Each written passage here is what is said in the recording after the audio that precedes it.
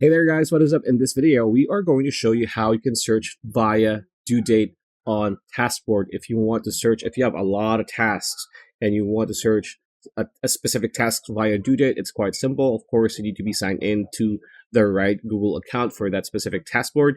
And once you are here, you want to look towards the top center portion of your TasksBoard screen.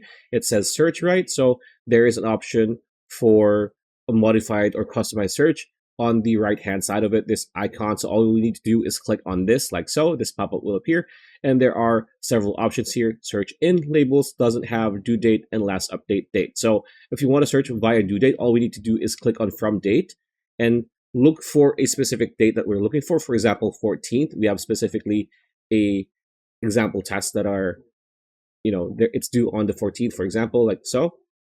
There we go. And as you can see, it shows the specific task that is going to be due on the 14th. So that is how you search for tasks via the due date option for Google Tasks. So pretty much it. That's a video. Hope you like it. Like, comment, share, subscribe, ring that bell icon. We'll see you on the next video.